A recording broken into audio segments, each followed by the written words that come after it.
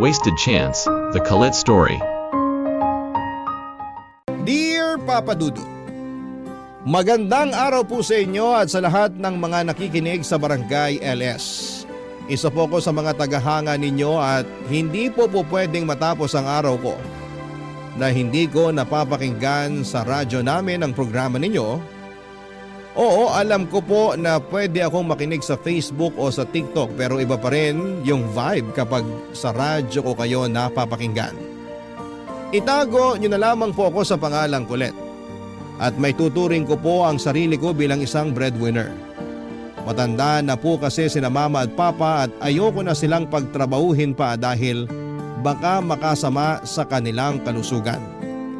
Kaya't nagdodoble kayod na lamang ako sa aking trabaho bilang empleyado sa isang laundry shop. Aaminin ko po na sobrang hirap ng buhay pero sa awa naman ng Diyos ay nakakaraos naman kami sa aming pang-araw-araw. Mabuti na lamang at may malasakit ang amo ko sa laundry shop.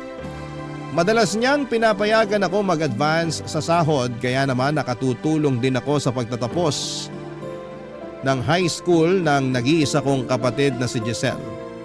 Malaki po ang pangarap ko para kay Giselle at ayoko na maranasan niya ang hirap na dinanas ko bilang isang breadwinner. Mahirap po ang buhay dito sa probinsya namin. Kasi hindi kalakihan ang sahod at kakaunti lang ang mga oportunidad na may maayos na kita. Kadalasan pa ay college level o graduate pa ang hinahanap ng mga employer. Ayoko na matulad sa akin si Giselle na hindi man lang nakapagtapos ng pag-aaral. Kaya nung makapagtapos siya ng high school ay sobrang proud ko po sa kanya, Papa Dudut. Pakiramdam ko ng mga panahong yon na parang nagbunga na ang lahat ng pagsusumikap ko para mapagtapos ang kapatid kong si Giselle. Oo, aaminin ko na hindi naging madali ang pagpapaaral sa kanya. May mga pagkakataon na medyo lakwatsera siya at hindi pa rin maiwasan yung mga grades niya na pasang-awa. Pero sa kabila ng lahat ng yon, sa awa ng Diyos ay nakapagtapos pa rin siya ng high school.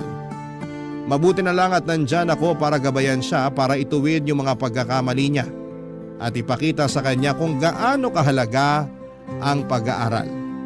At syempre bilang isang proud na Pilipino ay hindi mawawala ang handaan pagkatapos ng graduation. Nangutang ako sa kaibigan ko para mapagdaos kami ng kaunting salo-salo. At in-invite ko na rin ang mga kamag-anak namin.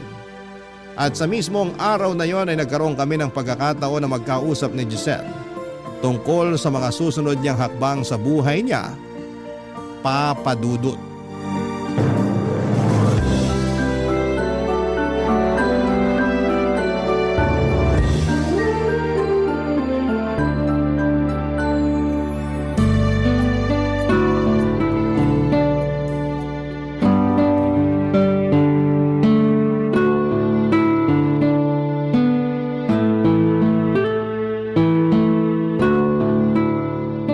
Ate Colette, nakakaloka naman tong pa-party mo. Kinailangan mo ba talagang imbitahan yung mga kamag-anak natin? Eh wala namang ambag yung mga yan sa buhay natin eh. Tingnan mo nga yung iba dyan oh, nakahanda na yung supot. Huy, hinaan mo nga yung boses mo. Mamaya may makarinig sa'yo. Ano ka ba? Hayaan mo na. Minsan lang naman to eh. At isa pa, proud na proud ako sa'yo. Kasi nakapagtapos ka na rin ng high school sa wakas. Kaya deserve mo tong handaan na to. Ay grabe kung makapagsalita ka naman. Parang wala kang bilib sa akin ah. Pero seryoso ate, thank you. Na-appreciate ko tong pa-party mo para sa akin.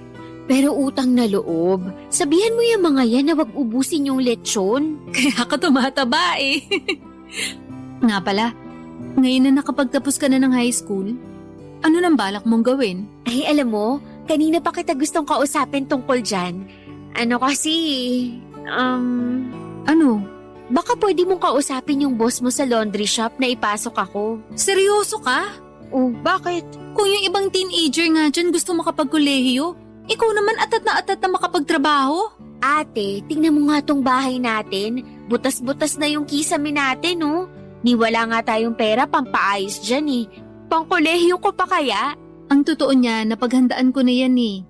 Wala kang choice. Mag-college ka. Seryoso? Ayaw mo? O sige, duwag. Syempre gusto ko. At isa pa, napagdesisyonan ko na rin na sa syudad ka mag-aaral. Mas maganda kasi ang mga paaralan doon kumpara dito sa atin sa probinsya. At sigurado ako na mas mataas ang oportunidad mo na makakuha ng magandang trabaho kung doon ka magtatapos. Sigurado na ba yan, ate? Ito naman ang kulit. Ano ba? Wala ka bang kawala sa akin? Pinag-ipunan ko na yung pangkolehiyo mo. Thank you, thank you, thank you. Thank you talaga, ate. Pinapangako ko sa'yo na pagbubutihan ko yung pag-aaral ko. Promise mo yan, ha? Opo, thank you talaga. Ako nang bahala sa lahat ng gastusin mo. Pero wag na wag mo akong bibigyan ng sakit sa ulo, ha? Aba, syempre naman. Kailan ba kita binigyan ng sakit sa ulo? Naaalala mo pa ba nung nasuspend ka ng 2 araw kasi nag-cutting classes ka? Tapos may 1 beses pa na tinakbuhan mo yung... Ate naman, past is past, never discuss. Pinapangako ko po sa inyo na pagbubutihin ko na talaga sa college. Lalo na't sa syudad mo na ako papaaralin. Excited na ako. This is it na talaga. Nga pala, paano yung titirhan ko? Yan mismo yung dahilan kung bakit inimbitahan ko yung mga kamag-anak natin ngayon. Yung isa kasi sa kanila galing pa sa syudad at may paupahan sila dun. Galing syudad? Ang layo nun ah. Para din naman sa'yo to eh. Para may matutuluyan ka sa syudad kapag nag-college ka na. Pero seryoso ate, thank you talaga ha. Kasi simulat sa pool pa lang, hindi ka na nagsawa na alagaan ako. Ikaw na ata ang pinaka-the best na ate. Ay, alam ko na kung saan papunta tong usapan na to. Ikaw tigil-tigilan mo ko ha. Ate naman, pakinggan mo kasi muna ako. Di ba kakasabi ko lang sa'yo na pinaghahandaan ko na yung pangkolehiyo mo? Lalong-lalo na at sa syudad pa kita pag-aaralin. Ate naman kakarag-karag na kasi tong cellphone ko. Ayaw na gumana ng speaker. Kita mo na? Ay, may extra ako na headset sa kwarto. Sa'yo na yon. Headset? Napaka-hassle naman nun. Ate, eto na lang ang isipin mo ha. Malalayo na ako sa'yo. At syempre, kakailanganin ko ng maayos na cellphone para matawagan kita. O sige na, kahit kailan ka talaga. Oo na. Anong cellphone ba yung gusto mo ha? Ay, gusto ko yung tigta-tatlo yung camera sa likod. Pambihira ka? Akala ko ba speaker lang yung problema ng cellphone mo? Ate naman, kung bibilhan mo ko ng bagong cellphone, mas mainam na yung maganda at latest na model yung bilhin natin, di ba? Para sulit. O siya, sige na. May kakilala ko na nagpapautang ng cellphone sa Facebook. Kakausapin ko yun mamaya. Bongga! I love it! Thank you, ate! Sobra! Payakap naman Siguro'y marami sa mga kabarangay natin ang iisipin na ambisyosa ako dahil gusto kong sa syudad pag-aralin ng kapatid ko. Pero hindi ko po maitatanggi na mataas talaga ang pangarap ko para sa kanya. Si Giselle ang nagsilbing inspirasyon ko para pagbutihin ko yung trabaho ko sa laundry shop. At sa kanya ko na rin gustong ibuhos lahat ng mga bagay na hindi ko man lang natamasa. At isa na doon ay ang magkaroon ng pagkakataon na makapagkolehiyo. Alam ko po na hindi magiging madali ang magpaaral sa kanya sa syudad. Oo, may ipon ako kahit papaano pero hindi ko alam kung aabot yung ipon ko na yon hanggang sa makapagtapos ng pag-aaral si Giselle. Pero sa totoo lang ay ipinagpapasa Diyos ko na lamang ang lahat. Kung kailangan kong mangutang para lamang matustusan ang pag-aaral ni Giselle ay gagawin ko. Bastang mahalaga sa akin, Papa Dudut, ay makapagtapos siya. Makahanap ng magandang trabaho at magtagumpay sa buhay para hindi na niya maranasan ang hirap na pinagdadaanan ko. Ilang buwan ang nakalipas at nagsimula na ang enrollment sa paaralan na papasukan ni Giselle. At syempre kinailangan na niyang lumuwas papunta ng syudad. Hinatid ko siya sa bus terminal at hindi ko na po napigilan ang sarili ko na umiyak. Aaminin ko na sobra akong nalungkot at mamimiss ko siya ng sobra. Pero alam ko na para din sa kanya itong ginagawa ko. Papadudot na ang igdasal ko lang sa mga oras na yon ay sana'y maging ligtas siya at maging maganda ang takbo ng pag-aaral niya. Laking pasasalamat ko rin sa kamag-anak namin at tumulong sa amin kasi binigyan kami ng discount sa paupahan at hindi na sila nanghingi pa ng advance payment at deposit para sa kwarto na kinuha ko para kay Giselle. Noong nasa bus terminal na kami ni Giselle, hindi ko na nga napigilan ang sarili ko na yakapin siya ng napakahigpit. Pero kailangan kong maging matatag, hindi para sa akin kundi para kay Giselle at sa kanyang magiging kinabukasan.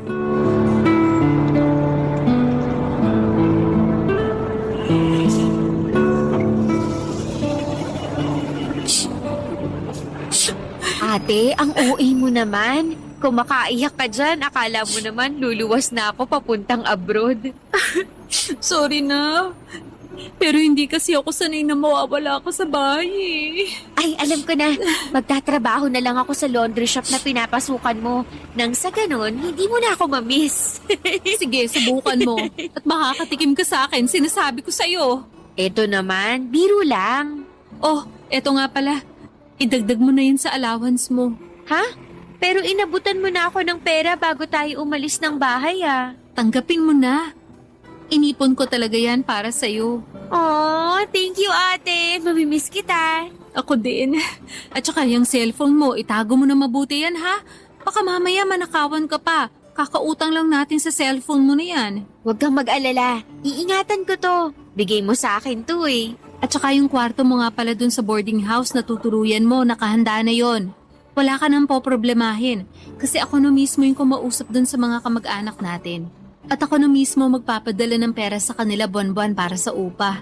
Ay, excited na ako. Sigurado ako na maraming gwapo dun sa papasukan ko na school.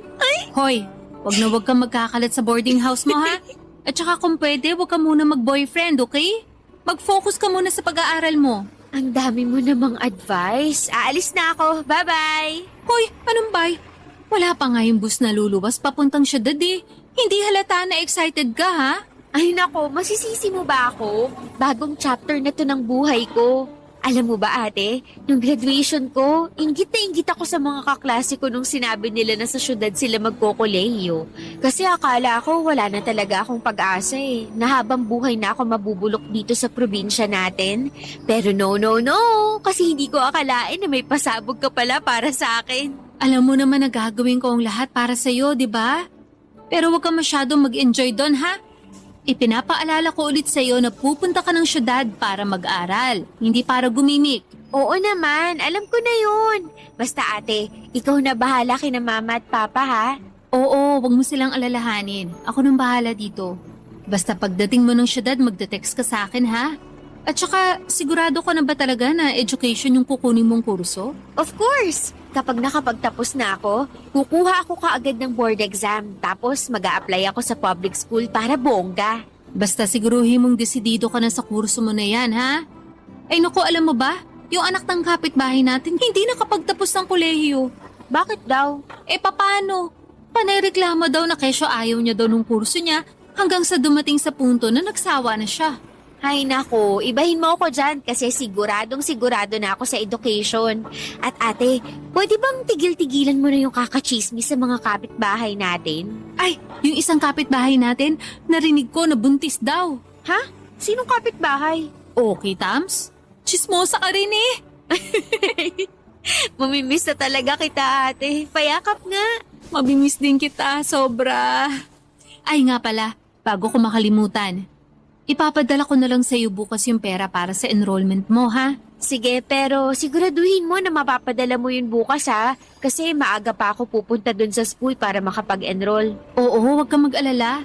Nag-cash advance na ako dun sa boss ko. Ibibigay niya na sa akin mamaya yung pera. Pasensya ka na kasi yung perang naiabot ko sa iyo sakto lang talaga para sa allowance mo. Eh akala ko ba may ipon ka? Bakit hindi ka nalang kumuha dun? Ano ka ba? Pag ginalo ko yun, ako sigurado ko mauubos agad yun. Hanggat maaari, pagtatrabahuhan ko na lang yung perang ibibigay ko sa'yo para hindi agad maubos yung ipon ko. Hindi ko babaliwalain tong sakripisyo mo para sa akin. Thank you talaga. I love you. I love you too. Mag-iingat ka doon, ha? Ay, nandito na ata yung bus na luluwas ng syudad.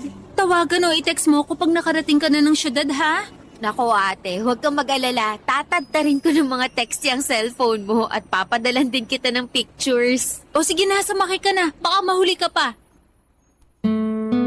Noong tuluyan nang umalis ang kapatid ko ay hindi ko na talaga inisip yung lungkot ko. Sa halip ay pinilit kong ituon ang isipan ko sa kung ano ang ginagawa ko para sa kapatid ko. Alam ko na lahat ng sakripisyo at hirap na pinagdadaanan ko ay para magkaroon siya ng mas maginhawang buhay. 4 na oras pagkatapos niyang umalis ay tumawag si Giselle at sinabi niyang nakarating na siya sa boarding house niya sa syudad. Ramdam ko ang excitement niya sa boses niya at sa mga pictures na paulit-ulit niyang pinapadala sa akin. Kitang-kita ko sa mga larawan ang tuwa niya sa mga bagong tanawin ng syudad. Kahit papaano ay natutuwa rin ako para sa kanya dahil kahit na hindi ko naranasan na makapag-aral sa syudad, alam kong magkakaroon siya ng oportunidad na hindi ko naranasan. Kinabukasan ay nakuha ko na rin ang cash advance ko mula sa boss ko. At noong pinadala ko ito, nagpunta kaagad si Giselle sa college kung saan siya mag-i-enroll. Aba Papa Dudut, mas lalo pa siyang na-amaze sa ganda ng school na papasukan niya.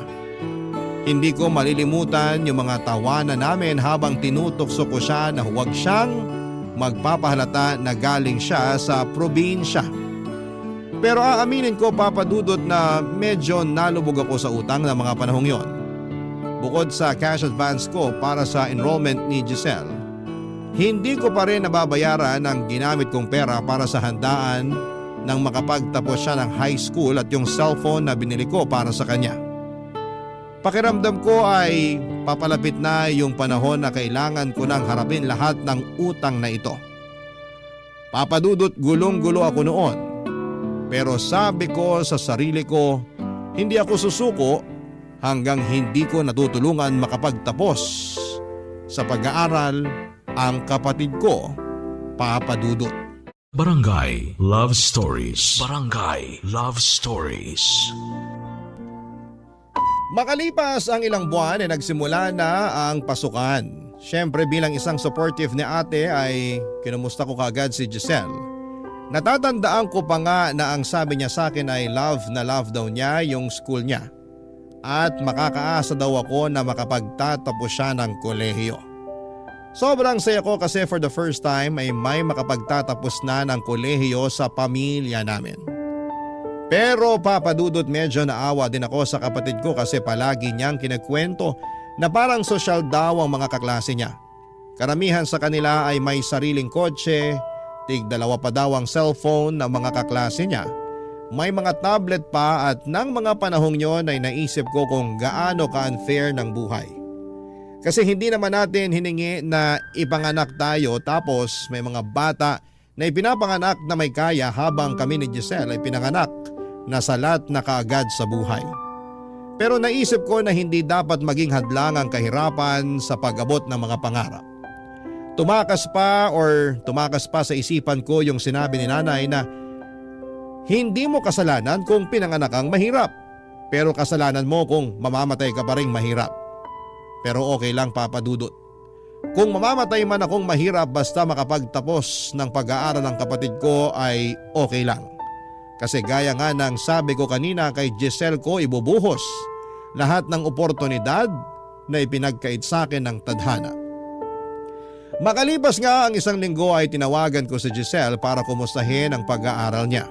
At ikinuwento niya sa akin ang mga nangyari sa school. Pati na rin yung mga nararamdaman niya na mga panahong yon, Papa Dudut.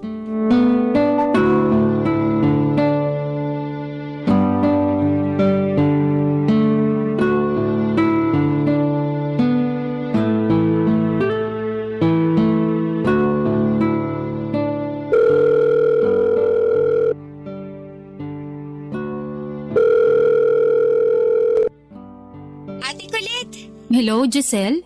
Oh, kumusta ka na dyan? Eto, okay naman. Kumusta naman kayo ni na mama at papa dyan, ate? Ito, okay din naman. Yung pag-aaral mo dyan, kumusta? Ay nako ate, okay na okay. Alam mo ba, nung isang araw, ang taas nung nakuha kong score sa English quiz namin. Salamat sa Diyos. Basta ipagpatuloy mo lang yan, ha? Syempre naman. Na ikaw ang pinakaunang makakapagtapos ng kolehiyo sa pamilya natin. Nakaka-pressure naman yan. Mataas ang expectation ko sa'yo, Giselle. At siguraduhin mo lang na wala ka pang boyfriend, ha? Wala akong boyfriend, no? Pero aaminin ko na ang daming gwapo sa school ko. Ayan na nga bang sinasabi ko eh. Eto naman, sobrang arte. Para crush lang eh. Huwag ko lang talaga malaman na may jowa ka na.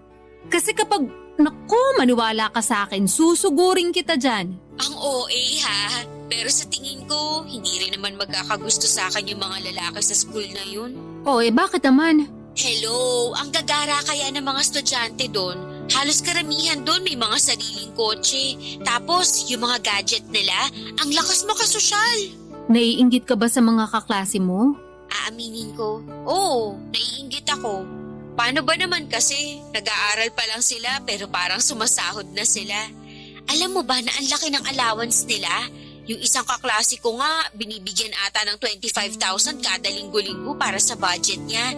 Tapos yung isa kong kaklase, nagpa-party nung nakaraang linggo. Pero hindi na nga ako nakapunta kahit invited ako kasi wala rin naman ako masusuot. Kasi hindi naman ako kagaya nila na kayang bilhin yung buong department store. Giselle, wag mo nang isipin yun. Oo, alam ko na sobrang unfair ng mundo. Kasi may mga tao na nakukuha nilang gusto nila nang hindi na pinaghihirapan. Pero tandaan mo pa rin na bilog ang mundo. Kaya sobrang importante na makapagtapos ka kung gusto mo rin matamasa yung mga natatamasa ng mga kaklase mo. Ay, kailan pa kaya yun mangyayari, no? Basta, tigil-tigilan mo na yung pagkukumpara mo sa sarili mo sa kanila. Hindi makakabuti yan sa'yo.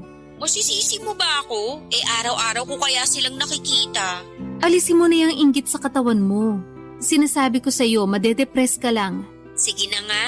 Nga pala, yung cellphone na binigay ko sa'yo, okay pa ba?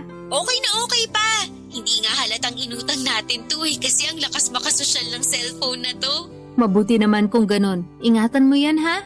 Noted! Yung tinutuluyan mong boarding house, kumusta naman? Sa totoo lang, medyo maliit yung kwarto pero okay na siguro to. Kung tutuusin nga, sobrang swerte na natin. At nakuha ko pa yung kwarto na yan.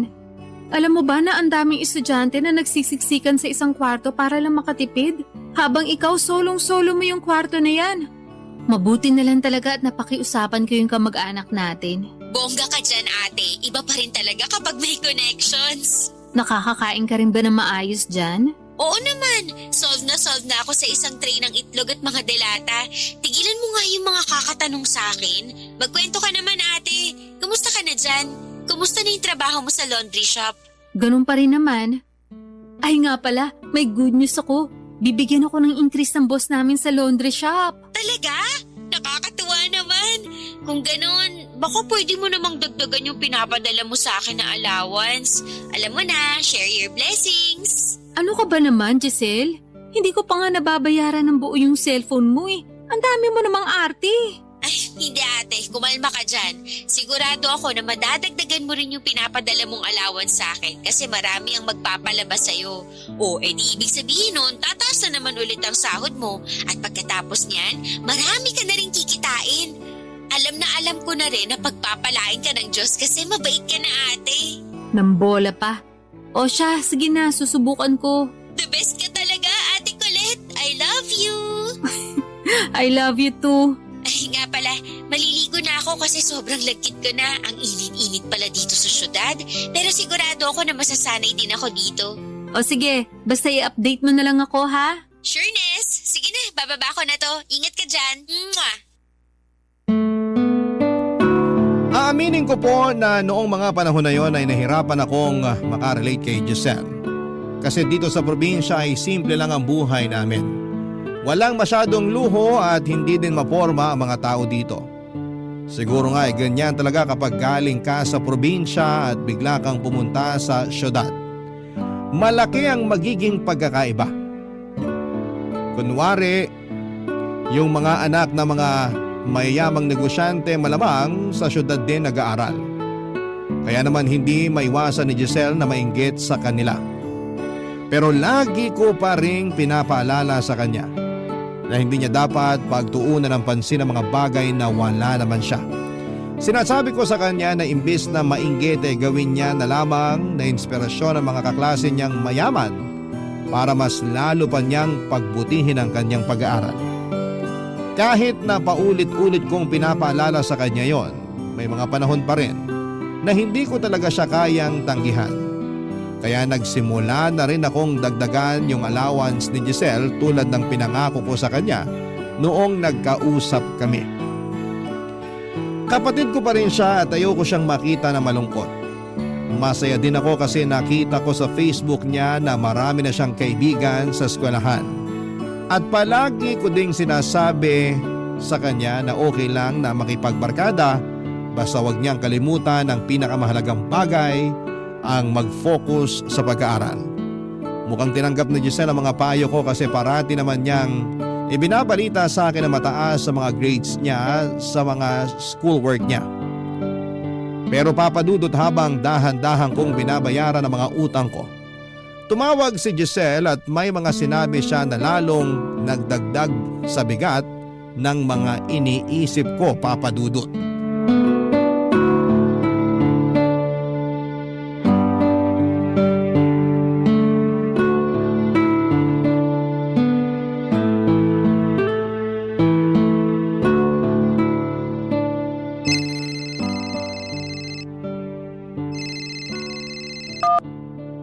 Oh, Giselle, buti naman at napatawag ka.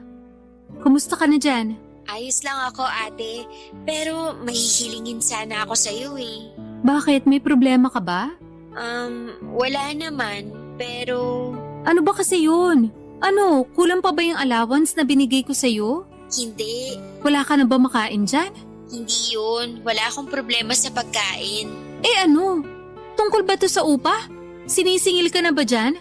Huwag kang mag-alala kasi papakiusapan ko pa yung mga kamag-anak natin na sa makalawa ko na lang sila babayaran. Hindi, walang naniningil sa akin, okay? So ano? Puhulaan ko pa ba kung anong nasa isip mo? Magsalita ka na kasi. Naku Giselle, pag hindi ka pa nagsalita, ibababa ko na talaga to. Kailangan ko ng bagong laptop. Ano? Sandali lang. Ba't biglaan naman yata to? Wala akong magagawa. Required kasi sa school eh. Hindi ba pwede na gamitin mo na lang yung cellphone mo? Ang mahal-mahal kaya niyan. Hindi uubra to. Kailangan ko kasi ng malaking screen eh para dun sa presentation na gagawin namin ng mga kaklase ko. Giselle naman, alam mo naman na ang dami ng gastusin, di ba? Sigurado naman ako na may internet cafe dyan. Doon ka na lang kaya pumunta. O di kaya manghiram ka na lang dyan sa mga kaklase mo. Ang baho-baho ng mga headphones sa internet cafe eh. Tapos ang dami pang bata na naglalaro dun. E di manghiram ka na lang sa mga kaklase mo. Di ba sabi mo mga mayayaman yung mga yun? Sigurado ako na pahihiramin ka nila. Seryoso ka ba talaga ate? Nakakahiya kaya manghiram. May laptop silang lahat at ako na lang ata itong napag-iwanan eh. Ay, magkano ba kasi ang laptop na gusto mo? Mga nasa 20 to 30,000. 20,000? Giselle naman! Sige na naman oh. Wala pang second hand na laptop?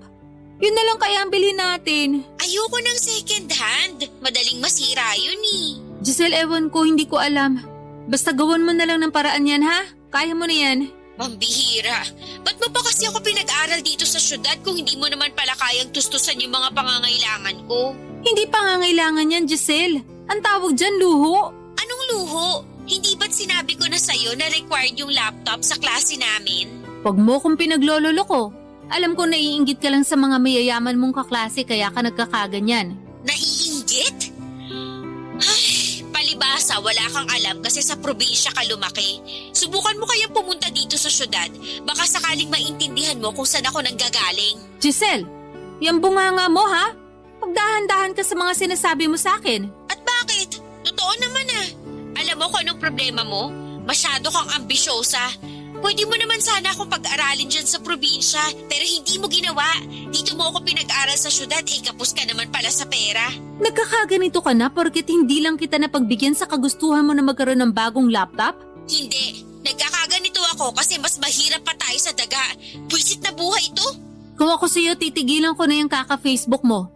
Para hindi ka na naiinggit tuwing nakikita mong may bagong gamit yung mga classmate mo. Walang kwenta yung suggestion mo kasi araw-araw ko sila nakikita sa classroom na may mga bagong gamit.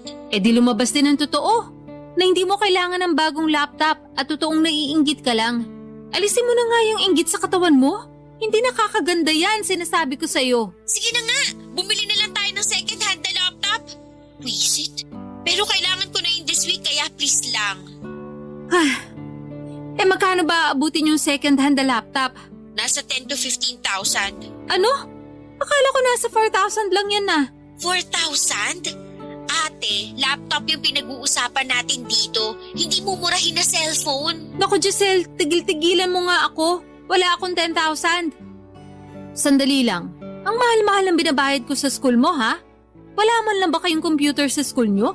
Doon ka na lang kaya sa school nyo mag-computer. Ewan ko sa'yo. Bahala ka sa buhay mo. Visit. Hello Giselle? Giselle! Papa Dudut, sobra po akong nasaktan sa mga sinabi ni Giselle sa tawag na yon.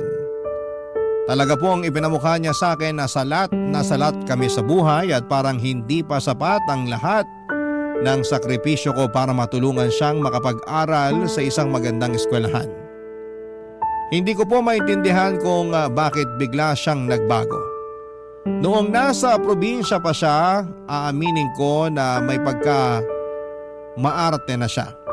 Pero eto po talaga yung first time na binastos niya ako ng ganon. Kaya sobra po talaga akong nadismaya noong nagsimula siyang magsalita ng ganon sa akin.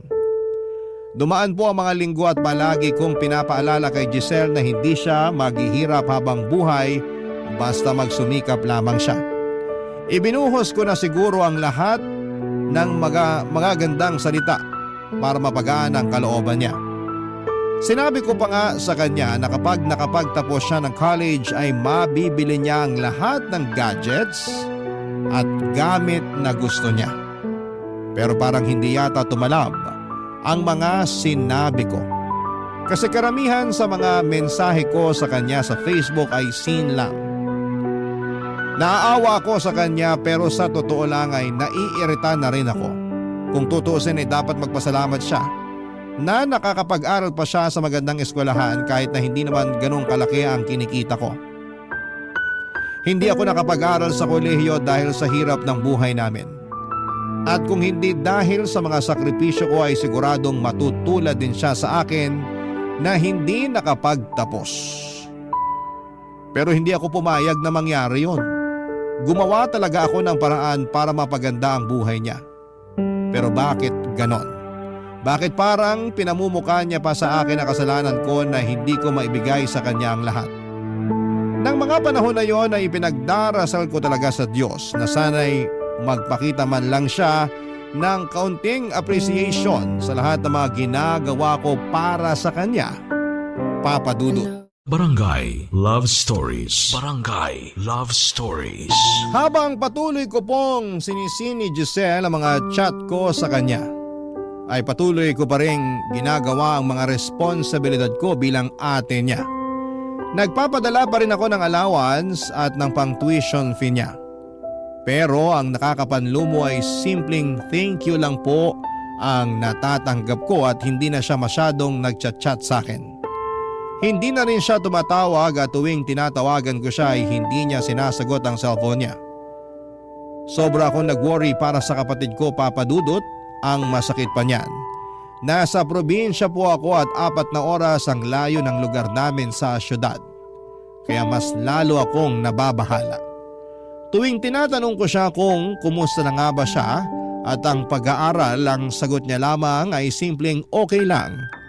Hindi na katulad ng dati na detalyado niyang kinukwento ang lahat ng nangyayari sa kanya. Lumipas po ang ilang linggo at may nangyari pong hindi ko po talaga inaasahan.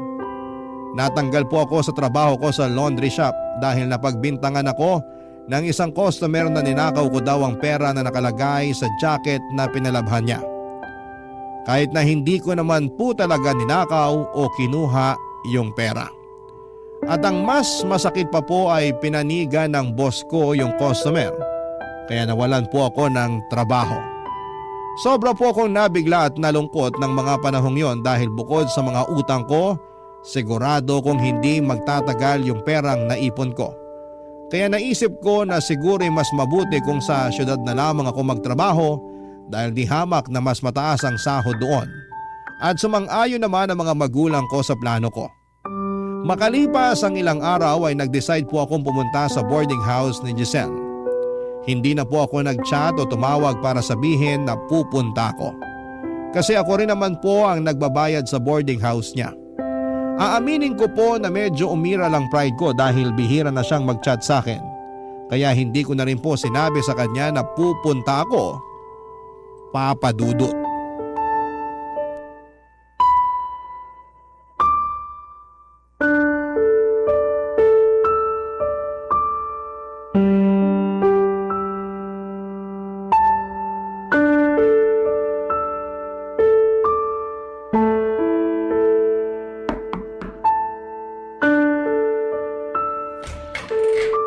Ate Kulit? Oy, ba't parang nakakita ka ng multo? Ba't nandito ka? Ba't di ka man lang nag-chat sa akin na darating ka pala? Ang tanong, magre-reply ka kaya? Akala mo ba na hindi ako nanlulumo, na hindi mo na ako masyadong chinachat o tinatawagan, ha? Sorry na, busy lang ako sa school, yun lang yun. Ay nako, tigilan mo nga ako, Giselle. Alam ko nagtatampo ka pa rin sa akin kasi hindi kita napagbigyan sa laptop na gusto mong bilhin nung nakaraan. Ano ka ba? Wala na yun. Talaga lang ha? O ano, hindi mo ba ako papapasukin sa kwarto mo? Pumasok ka. Ate, yung tanong ko hindi mo pa sinasagot. Anong ginagawa mo dito? Sinibak ako sa trabaho. Paano nangyari yun? Pinagbintangan ako ng isang customer na ninakaw ko daw yung pera sa jacket na pinalabhan niya. Tapos tong bus ko, hindi man lang ako pinaniwalaan na wala talaga akong kinalaman sa pagkawala ng pera ng customer na yun. Ano? Pero ang tagal mo nang nagtatrabaho sa laundry shop na yun ah. Aba, hindi pwede yan. Manindigan ka naman. Sa totoo lang, ayoko na ng gulo. At isa pa, mas mainam na rin siguro kung dito na ako sa syudad maghahanap ng trabaho. Kasi di hamak na mas malaki yung kikitain ko dito. At para mabantayan na rin kita. Naku, hindi na kailangan. Bumalik ka na lang sa probinsya. Mas kailangan ka ni na mama at papa doon. Hoy Giselle, baka nakakalimutan mo na ako yung nagbabayad ng upa mo dito. Kaya may karapatan ako na manatili dito kung kailan ko gusto. Pero ate… Ay hindi.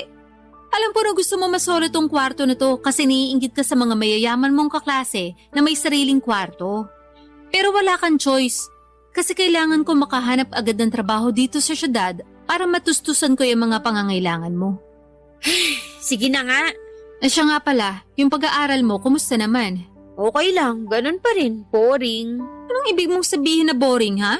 Ate naman, ang kulit mo rin eh. Kakarating mo pa lang dito pero ang dami mo ng tanong. Hindi pa nga ako nakaka-move on na bigla-bigla ka na lang sumusulpot dito. Giselle, umamin ka nga sa akin. May boyfriend ka na ba? Kaya ka ba nagkakaganito kasi mas inuuna mo na yung pagkakaroon ng jowa kaysa sa pag-aaral mo, ha? Wala akong boyfriend, ano ba? Hoy, siguraduhin mo lang. Kasi kapag nalaman ko na may boyfriend ka, makakatikim ka na talaga sa akin. Ang kulit mo naman eh. Sinabi na ngang wala, di ba? Mabuti naman at nagkakaintindihan tayo. Nga pala, may dala akong banig para solo mo pa rin yung kama. Dito na ako sa baba matutulog. Tapos, ilalagay ko na itong mga damit ko sa drawer mo, ha? Ano ba tong drawer mo? Ba't ang hirap buksan? Ate, sandali lang. Ayan. Sandali lang. Ano to? Wala, libro ko lang yan sa school. Talagang gagawin mo pa akong tanga? Laptop to eh. Saan mo nakuha yung pambayad dito, ha? Bakit ka may laptop? Kailan mo pa nabali to? Galing yan sa perang pinapadala mo sa akin, sa allowance ko. Huwag mo nga akong pinaglololo ko. Mukhang mamahalin to ah. Oo na, sige na, aaminin ko na. Inutang ko sa online yung laptop na yan. Napakatunta mo talaga. Lubog na nga ako sa utang tapos dadagdagan mo pa? Kung tutuusin, pera ko rin naman ang ginagamit mo pambayad dyan eh. Hindi ka pa talaga nag-iisip, ha? Ate, kumalma ka nga. Napakinabangan ko din naman yan ah. Kung hindi dahil sa laptop na yan, malamang marami na akong subjects na nabagsak. Sige Giselle, pagbibigyan kita. Babayaran ko tong laptop mo. Pero huli na to ah. Huling-huli na.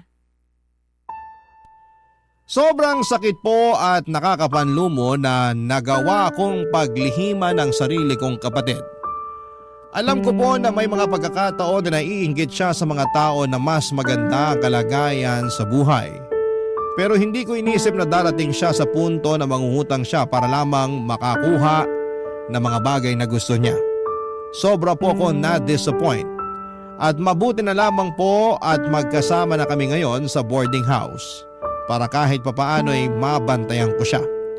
Sinubukan ko rin po maghanap ng trabaho sa syudad, Papa Dudut, pero karamihan po ng mga trabahong mataas ang sahod ay naghahanap ng college graduate o kaya naman ay college level.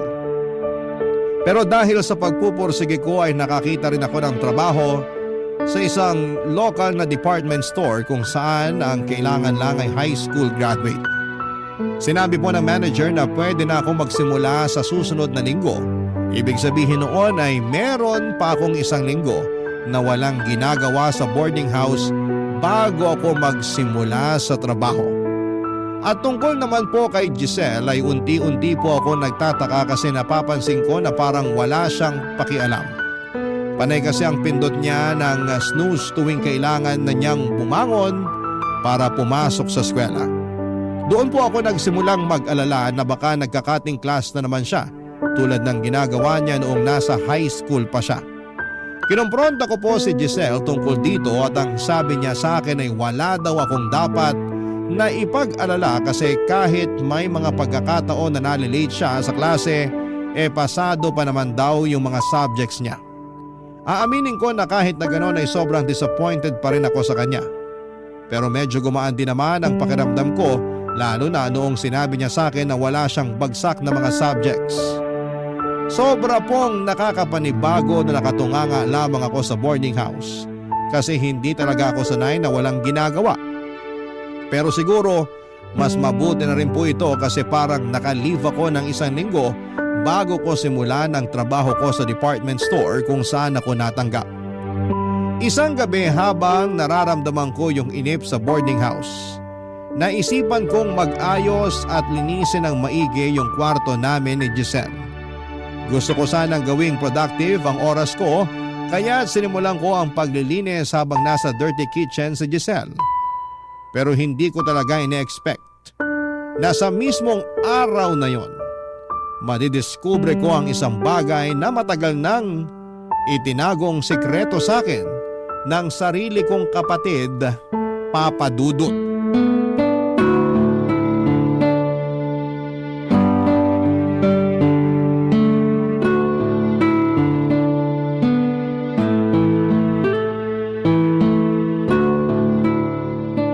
Ate, magsasaing lang ako dun sa kusina ha.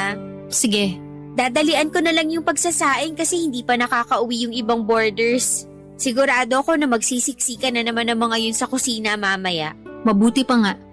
Sige na, bilisan mo na yung pagsaing para makakain na tayo. Sige, tawagin na lang kita pagluto na yung kanin para makakain na tayo. Ay, nga pala, saan mo gusto kumain? Dito o sa sala? Kahit saan, ikaw bahala. O sige, tawagin na lang kita mamaya. Maiwan na muna kita dyan. Isasara ko na tong pinto ha. Bagot na ako sa kwarto na to.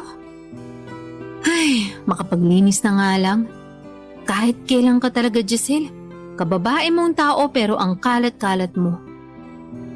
Ay, pambihira naman oo. Saan ko ba sisimulan to? Dito na lang siguro sa ilalim ng kama. Mukhang maalikabok na eh. Ano ba yan? Ang dumi? Sandali lang. Bakit may kahon dito? Mabukusan nga. Nga pala, nakalimutan kong itanong sa'yo. Ba't hawak mo yan ha? Magpaliwanag ka. Ba't ang daming gadgets sa kahon na to, ha? Saan galing to mga to? Pinahiram lang sa akin yung mga yan. Isusuli ko rin. Magsasalita ka o magwawala ako dito sa boarding house. Huwag mo akong susubukan. Sumagot ka. Maniwala ka naman sa akin oh. Pinahiram lang sa akin yung mga yan. Talaga ba? Tingnan mo nga ang laman ng kahon na to. May cellphone, MP3 player, tablet at digicam. Giselle, magsalita ka. Kung hindi iahampas ko ang lahat ng to sa pagmumukha mo. Isa! Oo na, hindi sa akin yan. Anong ibig mong sabihin, ha? Ninakaw ko yan sa mga kaklase ko. Ninakaw ko yan sa kanila kasi nanunuot sa buto yung inggit ko sa kanila. Hayop ka! Ginawa ko lahat para sa'yo. Nalugmok ako sa utang at nagpakahirap ako sa trabaho para lang matustusan yung pag-aaral mo. Tapos pag nanakawan mo lang pala yung mga classmates mo, ha? Bakit ate? Masisisi mo ba ako? Kung tutuusin, kasalanan mo rin to kasi pinag-enroll mo ako sa mamahalin na eskwelahan. Napaka-inggitera mo! Tapos ngayon, kasalanan ko pa, ha? Ang babaw mo, Giselle! Ang babaw mo! Mababaw na ako, mababaw. Pero sa tingin mo ba hindi ako nahihirapan na hindi ako nakakasabay sa mga kaklase ko? Tuwing nakikita ko sila, pakiramdam ko para akong sinumpa ng Diyos kasi pinanganak tayo na mas mahirap pa sa daga. Naririnig mo ba yung sarili mo? Anong klaseng pangangatwiran yan, ha? Tatapusin na natin tong kalokohan na to. Bukas na bukas, pupunta tayo sa school mo. Tapos isusoli mo yung mga ninakaw mo sa mga classmate mo at hihingi ka ng tawad sa kanila. Sorry pero hindi ko na magagawa yun. Pinaninindigan mo ba talaga yung pagiging magnanakaw mo, ha? Hindi ko na masusoli sa kanila yan kasi hindi na ako pumapasok. Anong sinabi mo? Simula nung naging malaking issue na sa school yung pagkawala ng mga gamit ng kaklase ko, natakot na ako kaya hindi na ako pumasok ng school. Ate Colette, tama na please. Sinira mo yung pangarap ko sa'yo. Sa mga borders, naririnig nila tayo. Nahihiya ka sa mga borders? Pero sa akin hindi ka na nahihiya. Sinayang mo lahat ng pagod ko. Lahat ng sakripisyo ko, lahat ng paghihirap ko. Sinayang mo yun dahil napaka-materialistic mo. Sakim ka, ganid! I'm sorry, patawarin mo na ako. Hindi ko na uulitin, promise. Talagang hindi mo na uulitin. Kasi hindi na kita pag-aaralin. Alam kong nagkamali ako, pero kailangan mo ba talaga akong parusahan ng ganito? Ang kapal na mukha mo para magpa-victim. Kung may biktima man sa ating dalawa, ako yun. Napakalaking kahihiyan nitong ginawa mo, Giselle. Ate, luluhod ako sa harapan mo kung kinakailangan. Patawarin mo lang ako, parang awa mo na. Ayoko na, Giselle. Sagad na yung pasensya ko sa'yo. Isusoli mo to mga ninakaw mo, pero itong tatandaan mo. Simula sa araw na to, wala ka na maaasahan na kahit anumang tulong galing sa akin.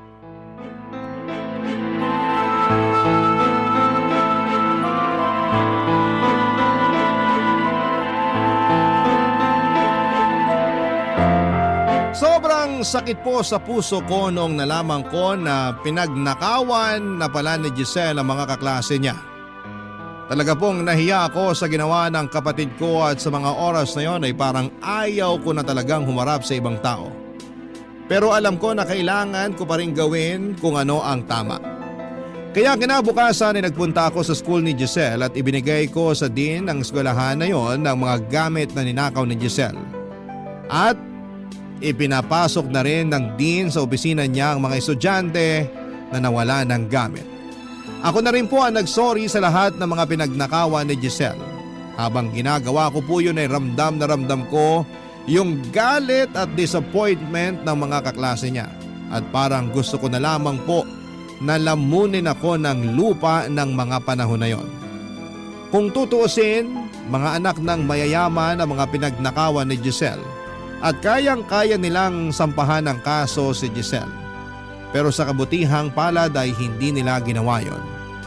Pagbalik ko sa boarding house, talagang hindi ko na napigilan ang galit ko kay Giselle. Kaya pinalayas ko siya sa boarding house. Sa sobrang sakit at hiya na naramdaman ko ng mga panahon na yon ay wala na akong pakialam kung saan siya mapunta. Basta mawala lang siya sa harapan ko. Nung huli kong nakita si Giselle ay umiiyak siya papalabas ng boarding house habang dala-dala ang bag niya. At sa ngayon po ay maayos pa rin ang trabaho ko sa department store at nandito pa rin ako sa boarding house nakatira. Si Giselle naman ay hindi ko na siya masyadong nakakausap. Pero nakikita ko pa rin siya sa Facebook newsfeed ko at napag-alaman ko na nagtatrabaho siya ngayon sa isang bakery at may boyfriend na rin siya. Sa totoo lang, hindi ko po siya kayang patawarin. Matagal-tagal na rin kaming hindi nag-uusap at ang pinagtutuunan ko na lamang ng pansin ngayon ay ang makapagpadala ng pera sa mga magulang ko. Laking pasalamat ko rin dahil unti-unti ko nang nababayaran ng buo ang mga utang ko. Sa naranasan kong ito ay natutunan ko po na hindi masama ang magbigay ng tulong.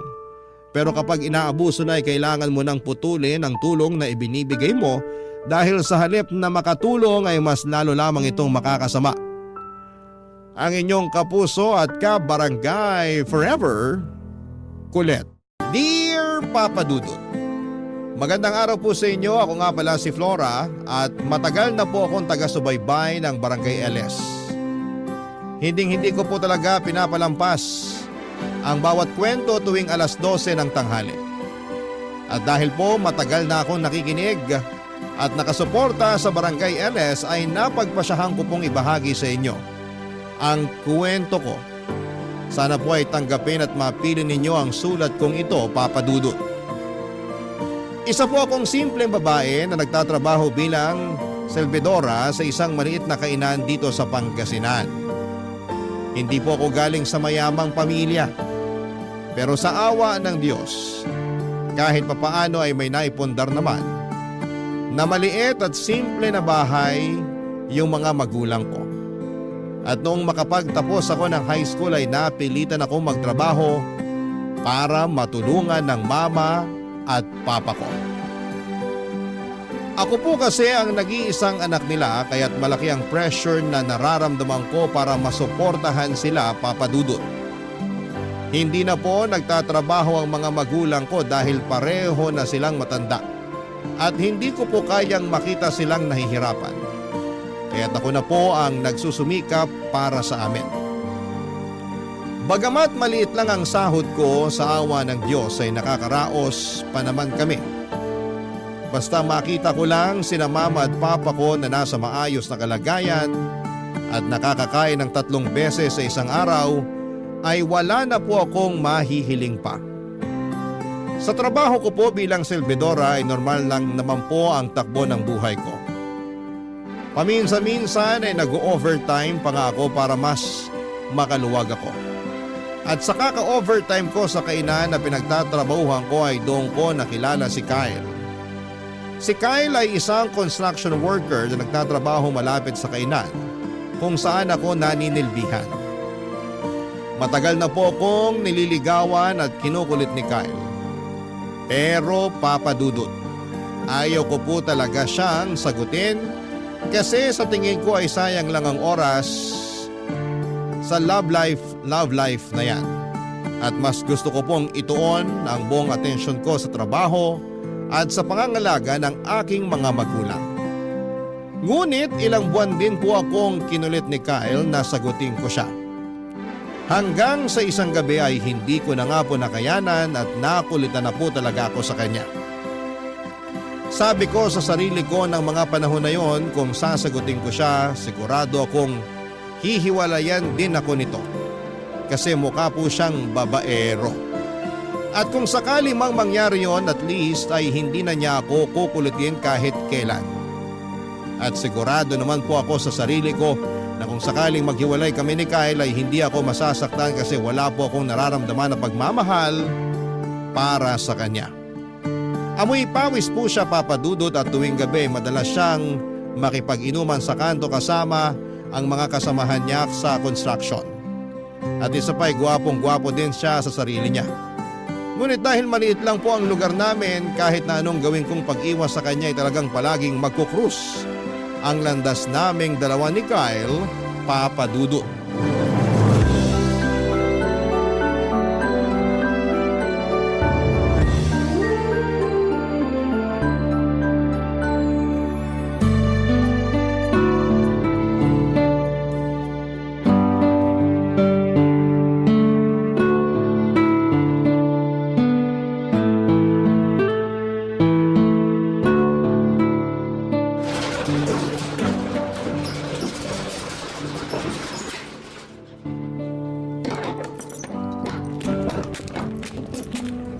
Laura, my babes! Sabi ko na nga ba, dito lang kita mahanap eh. Diyos ko, Kyle. Nakainom ka na naman no. Gabing-gabi na oh.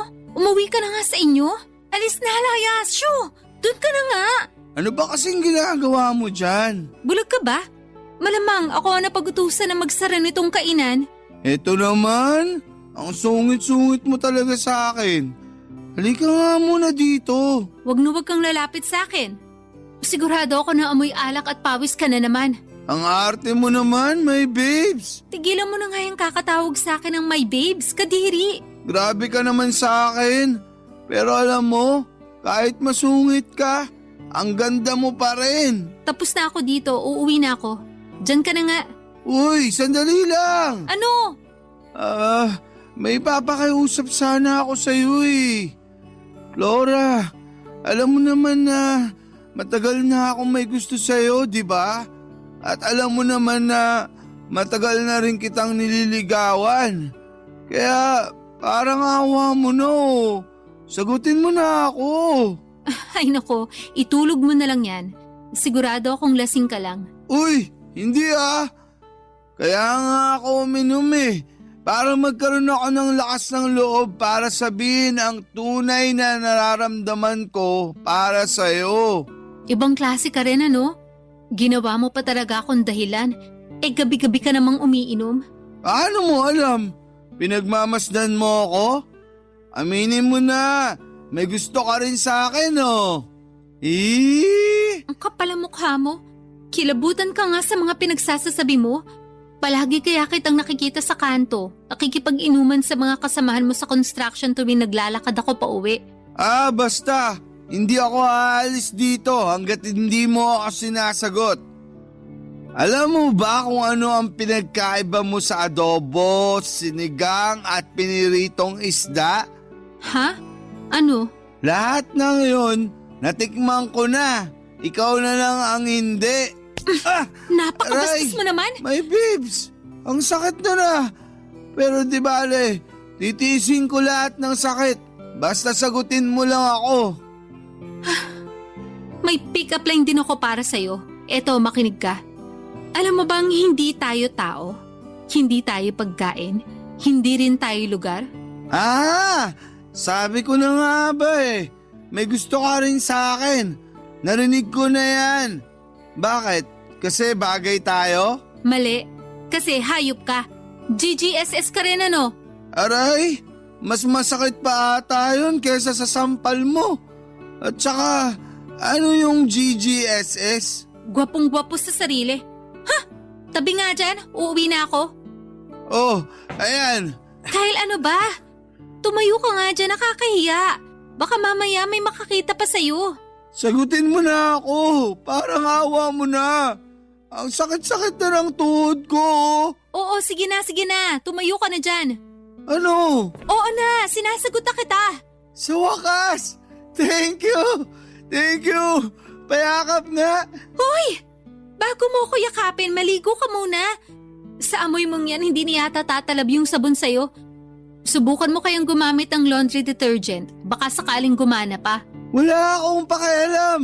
Kahit buong magdamag mo pa akong tarayan.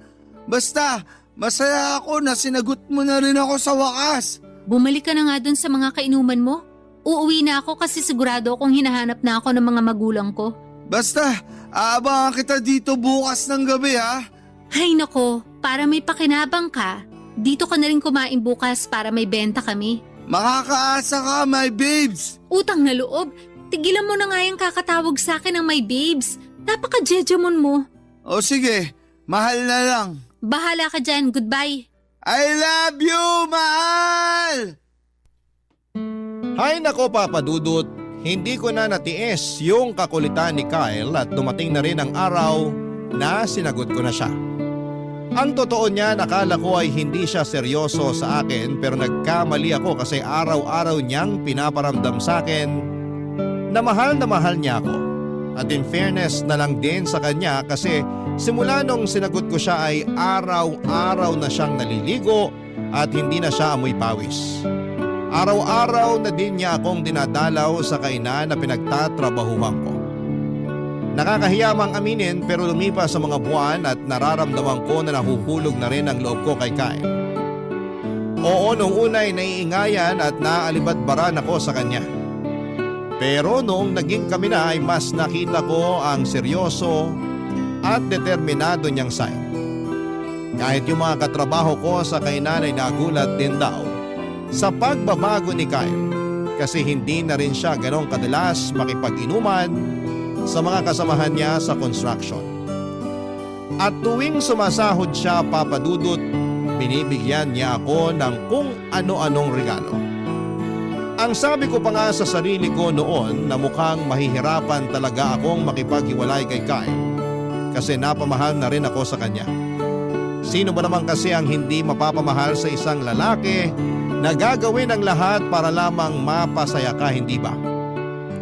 At mukhang nahusgahan ko rin si Kyle kasi hindi naman pala siya babaero. Hindi siya nagkulang na ipakita sa akin na ako lang ang nag-iisang babae sa buhay niya.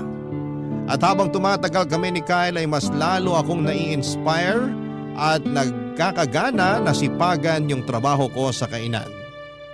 At makalipas nga ang ilang buwan, papadudot, na pagdesisyonan ni Kyle, nasa isang mamahaling restaurant kami mag-first date. Tandang-tanda ko pa noon na sinabi ko sa kanya na sa tabi-tabi na lang kami kumain. Pero siya ang nagpumilit kasi gusto raw niyang maging espesyal ang first date namin at sagot niya na daw yung babayaran namin. Kaya mas lalo lang talaga ako na-in-love sa kanya. Hindi nga babaero si Kyle, papadudot, pero noong mismong gabing yon, may natuklasan ako sa pag-uugali ni Kyle na hindi ko alam kung matatanggap ko.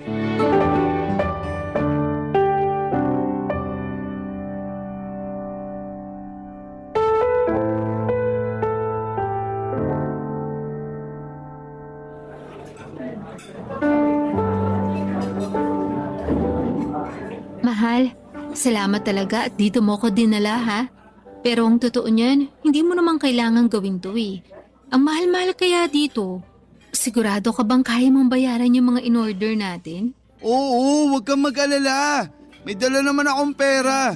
Pinag-ipunan ko talaga tong first date natin. Uy, ba't mukhang naiinis ka? May nagawa ba ako masama? Wala. Nabibwisit lang kasi ako sa waiter na kumuha ng order natin. Ha? Bakit naman? Lalamya-lamya kasi. Parang bading. Hoy, hinaan mo nga yung boses mo.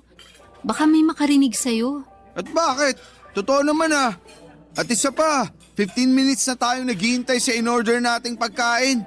Siguro kung hindi bading yung waiter natin kanina, malamang kanina pa nakarating dito yung pagkain natin. Ano ba nangyayari sa'yo ha? Ba't mo pinagdidiskitahan yung waiter? Ang dami mo kayong in-order kanina kaya malamang matatagalan talaga sila. Ay, umalis na lang kaya tayo dito. Maghanap na lang tayo ng ibang restaurant. Tumigil ka nga. Sigurado akong niluluto na yung in-order natin. Maghintay ka na lang dyan. Kung alam ko lang na ganito yung magiging kahihinatnan ng lahat ng to, sana hindi na lang tayo dito nagpunta. Alam mo, naninibago ako sa'yo. Ngayon lang kita nakitang ganito kagalit. Umamin ka nga. Ano ba talaga ang problema, ha? Wala. Sige na, sabihin mo sa akin. Kasi kung kikimkimin mo yan, mas lalo ka lang magagalit. Sinabi na nga wala eh. Kung hindi mo ako kakausapin na maayos, aalis na lang ako. Ipa-take out mo na lang yung mga in-order natin pagkain. Mahal, sandali lang. Wag, umupo ka muna. Sige na, sasabihin ko na sa'yo. Magsalita ka na kasi para hindi ka na nagagalit ng ganyan. Oo na. Ay, galit ako sa mga bakla. Nandidiri ako sa kanila. Diyos ko naman, Kyle. Ba't ka naman magagalit sa kanila? Wala naman silang ginagawang masama sa'yo. At isa pa, mga tao lang din sila katulad natin. Mali. Nandidiri ako tuwing nakakakita ako ng mga katulad nila. Wala na silang ibang ginawa sa lipunan kung hindi ang magkalat. Umayos ka nga. Napaka mapanghusga mo naman. Eh bakit? Totoo naman ah. Nababad trip ako tuwing naririnig ko sila na nagsasalita. Nasisira ang araw ko tuwing tumatawa sila. Ayoko silang nakikita sa paligid. Alam mo, sobra ako nanghihinayang. Nangihinayang ka saan? Diyan sa mga sinasabi mo. Oo, aaminin ko na nahulog na ang loob ko sa'yo.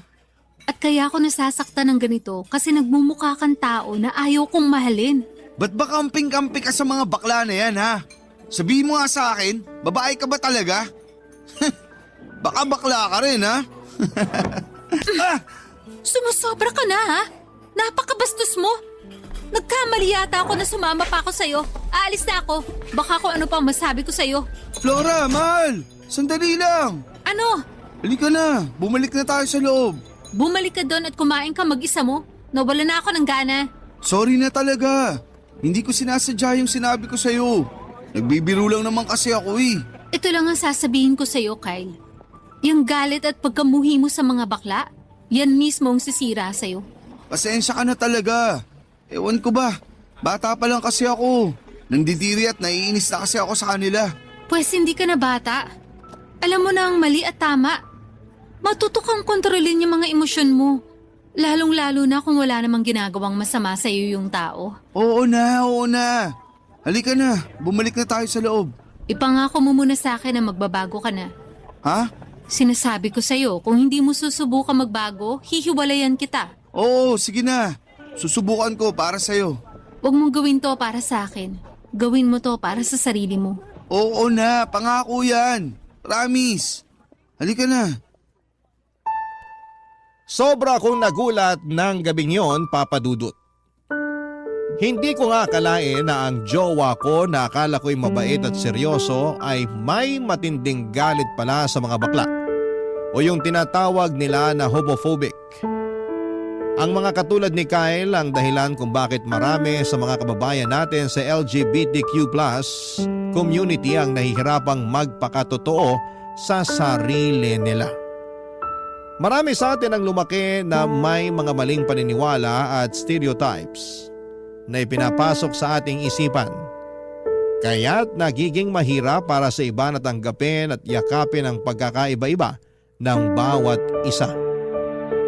Lalo na sa usaping sexual na oryentasyon. Alam ko, Papa Dudut, dahil may pinsan ako na bakla na palaging kinakawawa ng papa niya. Kahit matalino at mabait ang pinsan ko na yon ay hindi ito nakita ng tatay niya. Kaya madalas siyang umiiyak at lumalapit sa akin kapag siya ay pinagmamalupitan ng tito ko. Awang-awa ako sa pinsan ko na yon kasi hindi lang siya sa bahay nakakaranas, Papa Dudut, ng diskriminasyon, kundi pati na rin sa eskwelahan. Papa Dudut, madalas siyang tinutokso at binubuli ng mga kaklase niya kahit na wala naman siyang ginagawang masama. Kaya nung malaman ko na homophobic ang jowa ko ay talagang nagulat ako at nahirapan akong tanggapin ito. Pero Papa Dudut, noong gabing yon ay nangako naman si Kyle na susubukan niyang magbago. At pinanghawakan ko ang sinabi niyang yon. Kasi sa kabila ng mga pagkukulang niya, mabait naman talaga si Kyle sa akin. Hindi siya perfect, pero isa siyang mabait, maasikaso at mapagmahal na jowa.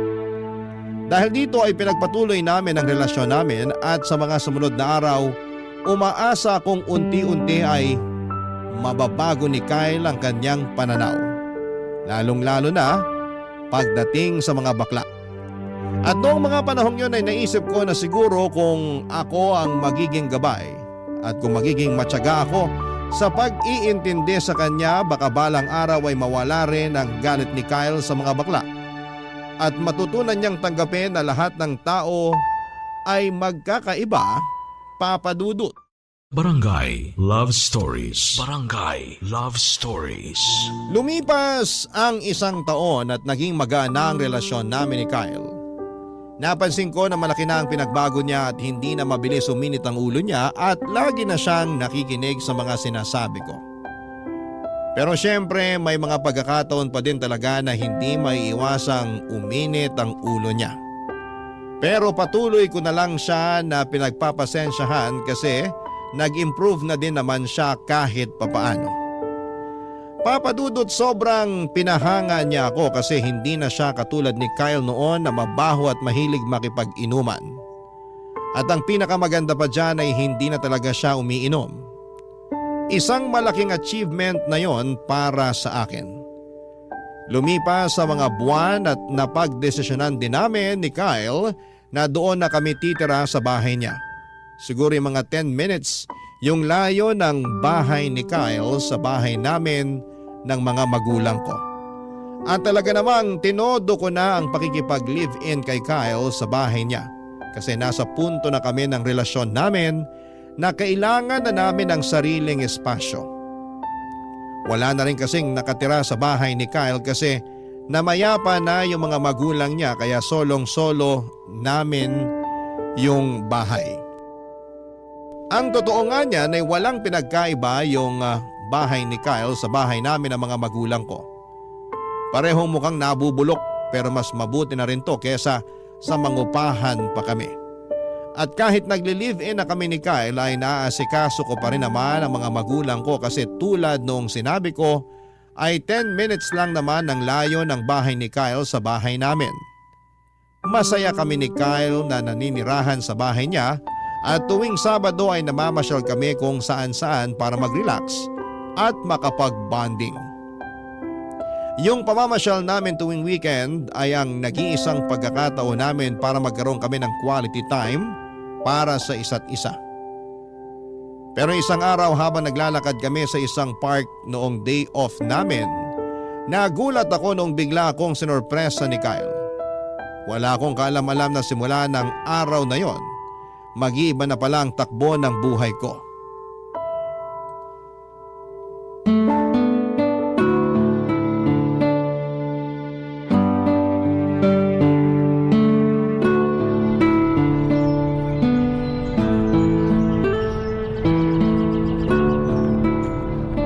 Ganda talaga dito sa park.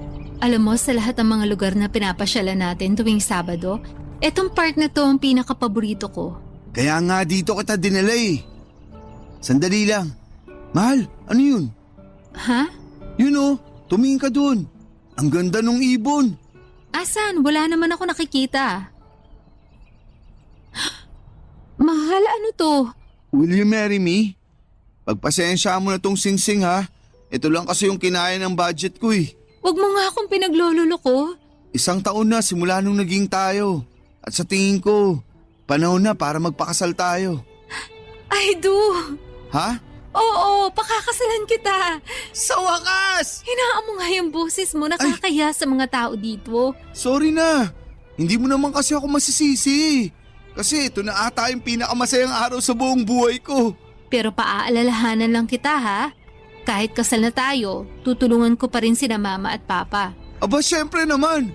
Kailan ba ako nagkaroon ng problema dyan? Wala lang, baka kasi kapag kasal na tayo, pagbabawalan mo na akong tumulong kina mama at papa. Ganyan na ba talaga ang tingin mo sa akin? Hindi naman sa ganun. Ang totoo nga niyan, masayang masaya ako kasi ang laki na ng pinagbago mo. Pero may mga pagkakataon pa rin na mabilis uminit yung ulo mo. Pero hindi ibig sabihin nun ipagbabawalan na kita na tumulong sa mama at papa mo. Siguro nga, pero naaalala mo pa ba yung first date natin sa restaurant? Huwag mo na nga ipaalala sa akin yun. Basta, pangako mo muna sa akin na mas hahabaan mo pa yung pasensya at pangunawa mo.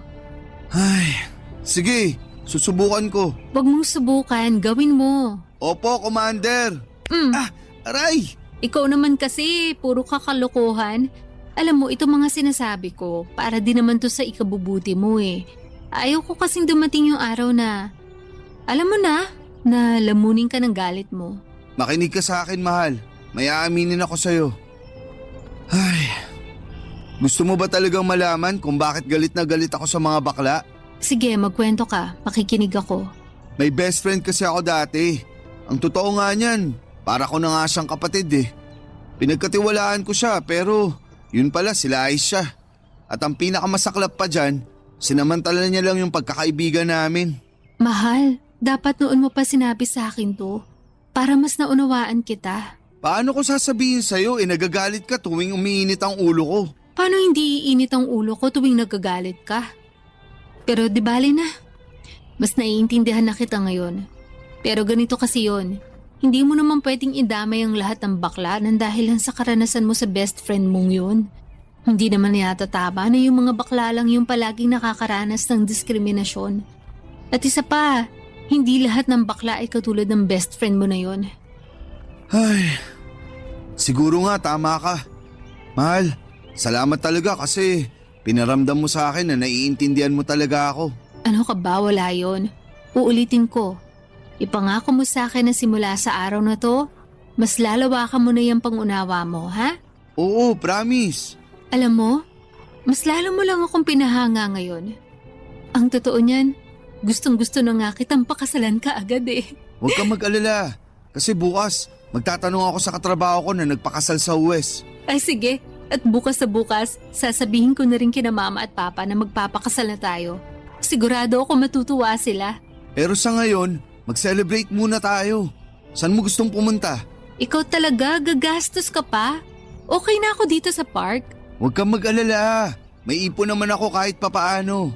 Gusto mo bang kumain dun sa restaurant kung saan tayo nag-first date? Seryoso ka? Oh, ba't mukhang gulat na gulat ka? Nung huli kasi tayong pumunta doon, gigil na gigil kang makaalis doon dahil sa waiter. Tapos ngayon, nagyayaya kang bumalik doon. Di ba, sinabi ko naman sa'yo na nagbago na ako. At isa pa, masarap din naman yung pagkain dun. Nagbago ka na nga talaga. Oh, halika na. Yun na nga siguro ang pinakamasayang araw sa buhay ko, Papa Dudut. Yung araw na nagaya si Kyle na magpakasal at yung nakita ko na tuluyan na siyang nagbago. Para akong binuhusan ng napakaraming biyaya noong araw na yon. At ayun na nga, Papa Dudut, pagkalipas ng ilang buwan ay nagpakasal kami ni Kyle sa Huwes. At ang sarap pala sa feeling ng ikasal. Pinaglalaroan na ata ako ng tadhana kasi nga wala talaga sa bokabularyo ko noon ang magkaroon ng jowa. Tapos ngayon ay ikinasal na ako. At hindi lang dyan natatapos ang lahat. Kasi dumating din ang araw na nagbunga ang pagmamahala namin ni Kyle at nagkaanak kami ng isang healthy baby boy. Sobrang saya ni Kyle noong nalaman niyang lalaki ang anak namin. At mas lalo pa siyang natuwa dahil kamukhang kamukha niya ang anak namin. At lalo namang natuwa ang mga magulang ko na may apo na sila. Isa yon sa mga bagay na talagang ipinagpapasalamat ko. Kasi kahit matanda na sina mama at papa ay nagkaroon pa rin sila ng chance na makita ang apo nila. Sobrang bilis ng panahon, Papa Dudut. Kasi parang kailan lang ay karga-karga ko yung anak namin. Pero ngayon ay nasa high school na siya at sa awa ng Diyos ay nakayanan namin ni Kyle ang pagpapalaki sa kanya. Aminin ko sa inyo na may mga pagkakataon na nalubog kami sa utang dahil sa hirap ng pagpapalaki sa anak namin. Pero sa kabila ng lahat ay kinakaya naman namin. Lagi ko ring ipinapayo sa anak ko na mag-aral ng mabuti para magkaroon siya ng magandang kinabukasan. At nagpapasalamat kami kay Lord kasi sobrang bait at talino ng anak namin. Pero Papa Dudut, habang tuwang-tuwa ako sa anak ko ay unti-unti kong napapansin na parang kabaligtaran naman ang pinapakita ni Kyle. Isang araw habang nasa eskwela ang anak namin ay napansin ko na medyo namumula si Kyle at parang sasabog siya sa galit. Kaya naman minabuti ko na siyang kausapin at itanong kung ano ba talaga ang nangyayari sa kanya, Papa Dudut.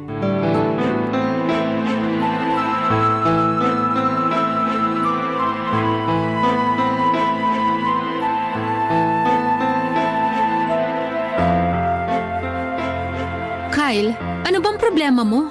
Yang anak mo, pagsabihan mo yan ha. Sandali nga. Pag-usapan natin to na maayos. Maupo ka nga muna dito. Ay, hindi ko na gusto ang nakikita ko dyan sa anak mo. Ano ba kasi talaga ang problema? Paano kita maiintindihan kung bigla-bigla ka na lang nagagalit dyan? Yang anak natin habang tumatagal, napapansin ko na mas lalong lumalambot. Ang sagwa tignan. Kamukha ko pa naman yung batang yun. Nakakahiya. Yan lang ba ang pinoproblema mo? Oo, bakit? Akala ko ba nagbago ka na? Nagbago na naman talaga ako ah. Ang hindi ko lang talaga matanggap ay kung bakit sa anak pa talaga natin nangyayari to. Kung sakali mang bakla ang anak natin, hindi kabawasan yun sa pagkatao niya. At hindi yun kabawasan sa atin bilang mga magulang niya. Madali lang sa'yo ang sabihin yan kasi hindi naman ikaw ang pagtatawanan ng mga tao kung sakaling bakla nga yung anak natin. Ako ang pagtatawanan ng lahat ng tao. At ba't mo iisipin yung tingin ng ibang tao? Bakit? Sila ba ang nagpapakain sa atin? Wala namang ambag sa buhay natin yung mga yan ah. Wala ka na ba talagang kahihiyan? Basta. Sabihan mo yung anak mo na magbago na siya. Kung hindi, tatamaan sa akin yan. Kung meron man dito ang dapat na magbago, ikaw yun. Napakamapanghusga mo. Nagwawala ka na dyan.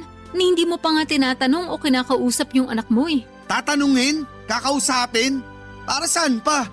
Para mauwi lang sa dramaan yung usapan namin. Hindi. Pagka-uwi niya galing sa eskwela, papaluin ko yan hanggang sa magtanda. Huwag na huwag kang magkakamali na gawin yan. Sinasabi ko sa'yo, ako ang makakalaban mo. Kaya nagkakaganyan yan eh, kasi kinukonsente mo. At kaya ka nagkakaganyan kasi ang liit ng utak mo. Hindi ka marunong umintindi. Yung galit mo lang ang pinapairal mo. Flora, sa lahat ng tao, ikaw ang nakakaalam kung bakit galit na galit ako sa mga bakla. Ang totoo niyan, wala na naman akong problema sa mga bakla eh. Pero yung makita ko yung nag-iisa kong anak na unti-unting nagiging bakla, malaking problema sa akin yun. Hindi ako naniniwala na wala ka ng problema sa mga bakla. Kasi kung totoong natanggap mo na sila, hindi ka magkakaganyan ngayon. Utang na loob! Ba't mo ba kasi ako pinipilit na tanggapin sila? Hindi sa pinipilit kita na tanggapin mo sila. Yung sa akin lang naman, kung hindi mo sila matanggap sa kung ano sila, sana naman respetuhin mo pa rin sila bilang tao. Alam mo, napapaisip na nga ako eh. Siguro kasalanan mo ang lahat ng to. Nung buntis ka, pinaglihi mo ba yung anak natin sa bakla? Hayop ka! Kung nahihirapan kang tanggapin ang anak natin, pwes ako tatanggapin ko siya ng buong buo. Ibibigay ko sa kanya ang pagmamahal na hindi mo kayang ibigay sa kanya. At sa inyong dalawa, mas pipiliin ko ang anak natin. Asawa lang kita, Kyle. Pwedeng-pwede kitang palitan kung kailan ko gusto. Mahal, I'm sorry. Yung sa akin lang naman. Ayoko na minamalit at kinukutsa yung anak natin. Sana naiintindihan mo ko. Kung merong mang dapat umintindi at umunawa sa anak natin, tayo yun. Anong klase mga magulang tayo kung tayo lang din ang unang huhusga sa kanya? Kyle naman, sana naman matutunan mong tanggalin yung puot at pagkamuhi mo sa mga taong iba sa atin. Hindi mo ba nakikita? Unti-unti mong sinisira ang pamilya natin ang dahil sa galit mo na yan. Promise, magbabago na talaga ako. Ito na yung huling beses na pag-uusapan natin to, ha? I love you. Siguraduhin mo lang talaga na magbabago ka na. Kasi kung hindi, pinapangako ko sa'yo na lalayasan ka namin. Asawa lang kita, Kyle. Inuulit ko. Pwedeng-pwede kitang palitan kung kailan ko gusto. Pero yung anak ko nag-iisa lang yon. Seryoso ka talaga? Ipagpapalit mo ako? Oo! Ipagpapalit kita sa foreigner. Ah, ganun ha? Ha? Ano ba, Kyle? Tigilan mo na nga yan. May kiliti ako dyan. Ano ba? Eto naman, pinapatawa lang kita. Wag mo naman ako ipagpalit oh. Hindi ko kakayanin kung mawawala ka sa akin. Ang tagal kaya kitang niligawan. Oo. At ako naman tong tanga, nagpadala ako sa scam mo. Uy, grabe siya. Pero seryoso, sana mahalin mo yung anak natin higit pa sa pagmamahal na binibigay mo sa akin. Ipangako mo rin sa akin na tatanggapin mo yung anak natin ng buong buo. Oo na. Totoo ba? Oo, pangako yan. At pwede bang tigilan mo na nga yung pagwawala mo? Nagmumukha kang gorila tuwing nagwawala ka eh. May gorilya ba na ganito kagwapo? Kapal ang mukha mo. Hanggang ngayon gwapong-gwapo ka pa rin sa sarili mo. Diyan ka na nga, magluluto pa ako. Hindi ko po akalain na hanggang ngayon ay hindi pa rin nawawala ang pagkamuhi ni Kyle sa mga bakla. Kaya nang umuwi na ang anak namin galing eskwela ay minabuti kong kausapin siya at doon ko nalaman at na-confirm na may nararamdaman nga siyang kakaiba sa kapwa niyang lalaki. Pero hindi ko po ito sinabi kay Kyle kasi baka magwala na naman siya. Sa kabila ng lahat ng ito ay palagi ko pa rin sinasabi kay Kyle na kailangan niyang lawakan ang kanyang pag-iisip at huwag magpadala sa galit. Talaga pong naguguluhan ako ng mga panahong yon. Sa totoo lang ay wala akong problema kung ang anak ko ay bakla. Tanggap na tanggap ko po siya ng walang pag-aalinlangan. Ang hindi ko lang po matanggap ay kung paano magalit si Kyle. Aaminin ko po na mabait ang asawa ko sa akin at sobrang sweet niya. Pero kapag nagagalit siya, medyo nakakatakot. Kaya sinabi ko kay Kyle na okay lang magalit siya sa harapan ko. Basta wag na wag niya lang idadamay ang anak namin. Sinabi ko rin na kung may gagawin siyang masama sa anak namin ay talagang hindi ko yon matatanggap at iiwanan ko na talaga siya. At sa awa ng Diyos ay mukhang nakinig naman si Kyle at pinakitunguhan niya ng maayos ang anak namin. Pero unti-unti ring napansin ng anak namin na medyo lumalayo ang loob ng tatay niya sa kanya. Kaya ang ginawa ko na lamang, ako ang bumabawi sa anak ko at ako ang nagpupuno sa lahat ng pagkukulang ni Kyle. Para kahit papaano ay hindi maramdaman ng anak namin na may kulang sa kanya, Papa Dudut. Barangay Love Stories. Barangay Love Stories. Hindi ko na ulit nakitang umiinit ang ulo ni Kyle at ako naman ay abala pa rin sa pagtatrabaho at pag-aasikaso ng bahay. Pero Papa Dudut, habang tumatagal ay mas lalo ko lang napapansin na lumalayo na ang loob ni Kyle sa anak namin. At kahit na anong gawin, ang anak ko ay mas lalong nagiging malinaw na nandidiri at naiilang na si Kyle sa sarili niyang anak. At ang totoo niyan ay naaawa na rin ako sa anak ko kasi mas lalo ko nang nahalata na nangungulila siya sa pagmamahal ng isang ama. May isang beses na kinausap niya ako at ang sabi niya sa akin na naiinggit daw siya sa mga kaklase niya kasi maganda daw ang relasyon nila sa mga tatay nila. Kaya gabi-gabi ko po talagang ipinagdarasal na sana'y dumating na yung araw na magkaayos na yung mag-ama. Na sana'y dumating na yung araw na maramdaman ng anak ko na buo at kumpleto ang pamilya niya. Kaya nagkaroon ako ng plano para mawala na yung ilangan sa pagitan ng mag-ama ko. Isang gabi ay kinausap ko si Kyle at sinabi ko sa kanya na siguro'y panahon na para kausapin niya yung anak namin. Kasi kapag kinausap niya ito ay baka mas tumibay yung relasyon nila bilang mag-ama. At bago nag-usap yung mag-ama ko ay sinabi ko kay Kyle na dapat ay lawakan niya yung pag-iisip niya at unawain niya yung anak namin. At mukhang sumang-ayon naman si Kyle sa sinabi ko. Noong nag-usap na ang mag-ama ko ay dumiretso na muna ako sa kusina para magluto. Pero Papa Dudut, mukhang nagkamali ako sa plano ko na ito. Hindi naging maganda ang pag-uusap nila ng anak ko. At sa halip na maging solusyon ay nagbigay pa ito ng mas matinding alitan sa pagitan nila. Natutunan ko na kung minsan kahit na ang pinakamaganda na intensyon ay maaaring magdulot ng mas malaking problema. At ang tunay na solusyon ay maaaring hindi laging ayon sa plano, Papa Dudut.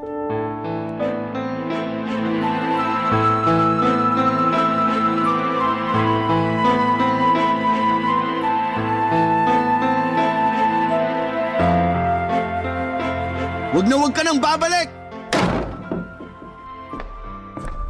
Kyle, ano nangyari? Ba't ka nagsisisigaw? Dinig na dinig ko sa kusina yung boses mo. Ikaw ba ang may pakana nito, ha? Ba't biglang lumakas yung loob ng anak mo ang aminin sa akin Ang na… gusto ko lang naman magkausap kayo para mawala na yung ilangan sa pagitan nyo. Pwes, inamin niya sa akin na bakla siya. Flora naman, alam kong pinangako ko sa'yo na magbabago na ako. Pero kinailangan ba talaga niyang ipangalanda ka na bading siya? Hindi ko na alam kung paano ko patatanggapin yan. Alam mo ba naglakas loob yung bata na sabihin sa'yo yan? Kahit takot na takot siya sa'yo? Kasi nagbabaka sakali siya matatanggap mo siya? Diyos ko, Kyle, nangungulila yung bata sa pagmamahal mo. Sinasabi ko na nga ba ikaw ang kumukonsinti sa kanya. Kung tutuusin, ikaw ang punot dulo ng lahat ng to. Kung kinausap pa lang sana na maayos yung anak mo, malamang hindi tayo magkakagulo ng ganito ngayon. Wala ka nang magagawa. Pinalayas ko na ang anak mong bakla. Diyos ko, di sa oras na ng gabi. Pag may mangyari masama sa anak ko, ikaw ang pagbabayarin ko. Tandaan mo yan. Huwag kang mag-alala. Sigurado ako na dun diretso yung sa bahay ng mama at papa mo. Ayoko na. Punong-puno na ako. Uy, teka lang. Ano yan ha? Saan mo dadalhin yung mga gamit mo? Doon na rin ako didiretso kay na mama at papa. Hindi ka alis. Dito ka lang. Bitawan mo nga ako. Alam mo kung ano yung pinakamasakit sa akin, ha? Yung hindi mo kayang ibigay sa sarili mong anak ang pagmamahal na matagal mo nang binibigay sa akin. Pasensya ka na. Pero hindi ko talaga matatanggap yung anak mong bading. Yan! Para yan sa anak ko. Wala siyang ginawa sa'yo para kamuhiin mo siya ng ganito katindi. Meron! Yung pagiging bading niya. Sapat na rason na yon para kamuhian ko siya. Umasa ako na magbabago ka. Umasa ako na dadating ang araw. Nalalawakan mo na yung isip mo. Pero nagkamali ako. Mukhang wala ka na talagang pag-asa. Gusto mo lumayas? Teka lang. Oh, eto pa ang mga gamit mo. Kunin mo na yan. Lumayas ka at samaan mo yung anak mong bakla. Mas gugustuhin ko pang mag-isa sa buhay kaysa sa makasama ko yung anak mong bakla. At yung nanay niyang wala nang ibang ginawa kung hindi ang konsintihin ng kabaklaan ng anak niya. Alam kong hindi maganda yung naging karanasan mo sa best friend mo noon. Pero sabihin mo sa akin, hanggang kailan mo dadalhin yung bigat at puot ng karanasan na yun? Hindi mo pa talaga nakikita na unti-unti ka nang sinisira ng galit mo? Utang na loob, Kyle. Magbago ka na. Ibili mo na rin kaya ng palda at lipstick yung anak mo. Total, kinokonsinti mo naman. Bah, lubos-lubusin mo na. Manahimik ka kung ayaw mong bigyan ko ng kambal yung sampal ko sa'yo kanina. Naging mabuting anak siya sa atin. Ang taas-taas nga ng grades ng bata. At tuwing nasa trabaho tayo, siya yung nag-aasikaso sa mga gawaing bahay dito. Mismo! Yan mismo ang dahilan kung bakit lalamya-lamya yung anak mo na yun. Pinaglilinis mo siya dito sa bahay imbis na pinaglalaro mo ng basketball kasama yung mga kaibigan niya. Malala ka na! Pinapangako ko sa'yo na ito na yung huling araw na makikita mo ako. Tapos na ako sa pagiging asawa mo. At yung anak mo, huwag kang mag-alala. Kasi simula sa araw na to, ipagkakait ko na siya sa'yo. Ayokong dumating ang araw na masaktan mo pa siya. Yan, tama yan. Siguraduhin mo na hindi ko na makikita ang pagmumukha ng batang yon. Sana lang talaga, huwag dumating ang araw na pagsisisihan mo yung pagtaboy mo sa amin. Kung may pagsisisihan man ako, yun na yung nakinig pa ako sa'yo. Masyado ako naging malambot. Dapat simulat sa pool pa lang. Tinuruan ko na yung anak mo kung paano maging tunay na lalaki. At kung may pinagsisisihan man ako, yun na yung pinakasalan pa kita. Kasi sa totoo lang, hindi ko nakilala yung taong pinakasalan ko. Hindi na kita kilala. Sabihin mo nga sa akin, Kyle. Kaya mo ba talagang tanggapin ang pagkawala ng anak mo? Na hindi mo na siya makakasama sa mga susunod na taon? Dahil lang sa hindi mo siya kayang yakapin sa kung sino siya? Ay... Mukhang nakuha ko na nga yung sagot sa tanong ko. Aalis na ako. Flora, sandali! Kung talagang mahal mo yung anak natin, hindi ka magdadalawang isip. Kung meron man sa atin na may karapatan na magdalawang isip, ako yun. Sana nagdalawang isip ako bago kita pinakasalan. Ayusin naman natin to, please. Ganyan ka naman palagi eh. Gusto mo makipag-ayos tuwing nag-aaway tayo, tapos mangangako ka na magbabago ka na. Pero hindi man lang ba sumagi dyan sa isip mo kung bakit hanggang ngayon nagkakagulo pa rin tayo? Kasi walang pagbabago. Hindi ka na nagbago. At hindi ka na magbabago. Sobra akong nasaktan ng gabing yon, Papa Dudut. Pero mas nasasaktan ako para sa anak ko. Kung alam ko lang na magiging ganito ang lahat, sana noong umpisa pa lamang ay hindi na ako nakipagrelasyon kay Kyle. Sana hindi ko na lamang siya sinagot at sana ay hindi na lamang ako nagpabuntis. Naging tanga ako at naniwala ako sa mga pangako niyang hindi naman natutupad, na may pag-asa pa siyang magbago. Noong gabing yon ay dumiretso ako kina mama at papa at doon ko rin nakita ang anak ko. Namumula ang mata at hindi matigil sa pag-iyak. Sobrang sakit yung nararamdaman niya dahil hindi niya inakala na ipagtatabuyan siya ni Kyle. Sa mga oras na yon ay buo na ang desisyon ko na makipaghiwalay kay Kyle. Doon muna kami titira ng anak ko sa bahay nila mama at papa. Gaya nga ng sabi ko, Papa Dudut, mas mabuti nang wala ng tatay ang anak ko kesa magkaroon siya ng tatay na mapanakit at mapanghusga. Dumaan ang mga linggo at naging magaan ang buhay namin sa piling ng mga magulang ko. Sobrang saya nila mama at papa kasi araw-araw nilang kasama ang apo nila. May isang beses na pumunta si Kyle sa bahay ng mga magulang ko, pero pinaalis ko rin siya. Oo, asawa ko pa siya sa papel pero hindi ko na kaya siyang makita pa. Tuwing naiisip ko ang anak ko na umiiyak dahil sa ginawa ni Kyle, lalo ko lang nararamdaman na tama ang naging desisyon ko na layuan na siya. Sa mga sumunod na linggo ay hindi na nagparamdam sa amin si Kyle, Papa Dudut. Aaminin ko na lungkot ako ng kaunti. Pero sabi ko sa sarili ko, siguro nga ay mas mabuti na rin yung ganito. Wala nang gulo at hindi na rin niya masasaktan ang anak ko kahit papaano. Pero ang hindi ko inaasahan, Papa Dudut, ay paglalapitin kami ulit ng tadhana. Isang araw habang nagtatrabaho ako sa kainan, nalaman ko na nagpunta pala ang anak ko sa dati naming bahay para kumustahin sana si Kyle. Kasi kahit pinagtabuyan na siya at lahat-lahat ay gusto niya pa rin daw na matanggap siya ng tatay niya balang araw. At nung nakarating siya sa bahay ay doon niya natuklasan na nakabulagta si Kyle sa sahig. Napagalaman din namin na si Kyle pala ay may sakit sa puso. At pagkatapos ng duty ko ay hinakayat ako ng anak ko na dalawin ko daw si Kyle sa ospital. Kaya pinauwi ko na yung anak ko at ako na mismo ang pumalit sa kanya sa ospital, Papa Dudut.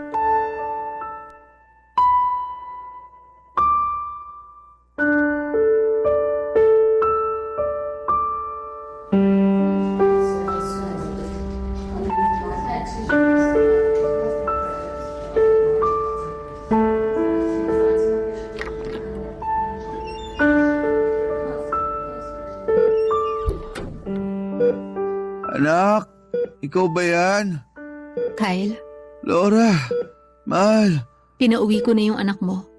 Ako na muna magbabantay sa'yo dito. hindi niyo naman kailangan gawin to eh. Alam mo ba na yung anak mo mismo may gusto na dalawin kita? Sising-sisi ako sa mga nagawa ko sa inyo noon. Hindi ko akalain na yung batang kinamumuhian at pinandidirihan ko ay hindi niyo tutulong sa akin.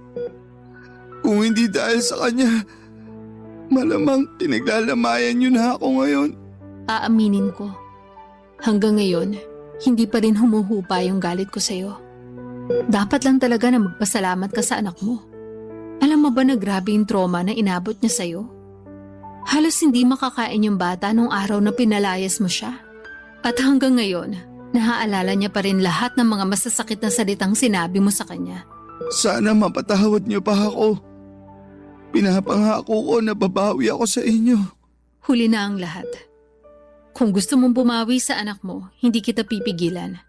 Pero yung sa atin, matagal ko nang tinapos yon. Hindi mo na ba talaga ako mapapatawad? Kayang-kaya kitang patawarin. Pero yung magkabalikan tayo, ibang usapan na yon. Alam kong marami akong nagawang pagkakamali. At kung may babalik ko lang sana yung panahon, hindi ko gagawin yung mga nagawa ko sa anak natin. Hindi na sana tayo humantong sa ganito kung napagtanto mo yan nung umpisa pa lang. Hindi ako nagkulang sa pagpayo sa'yo, pero ikaw tong napakatigas ang puso. Sawang-sawa na ako sa mga pangako mo na napapako. Mukhang nakapag-desisyon ka na nga. Kung ganon, respetuhin ko yun. Pero pinapangako ko, kapag nakalabas na ako dito, babawi ako sa anak natin. Pero kung sakaling magbago pa ang isip mo, andito lang ako. Handa akong mahalin ka ulit. Masyadong malaki ang hinihingi mo sa akin, Kyle.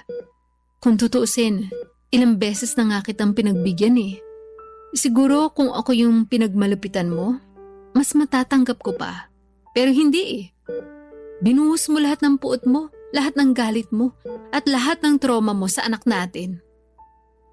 Pero sa kabila ng lahat ng yon, alam mo ba na takot yung bata nung nakita kanyang nakahandusay sa sahig?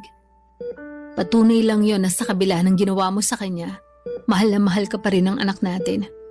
I'm sorry. Hindi ko alam kung mapapatawad ko ba ang sarili ko sa lahat ng nagawa ko. Huwag ka sa akin mag-sorry. Doon ka sa anak mo humingi ng tawad. Pwede ba akong makiusap sa'yo? Ano yun? Pwede mo ba siyang pabalikin dito? Sabi kasi nung nurse, wala pa akong malay nung binantayan niya ako dito. Sige. Saglit, tatawagan ko lang. Oh, heto. Hello, anak?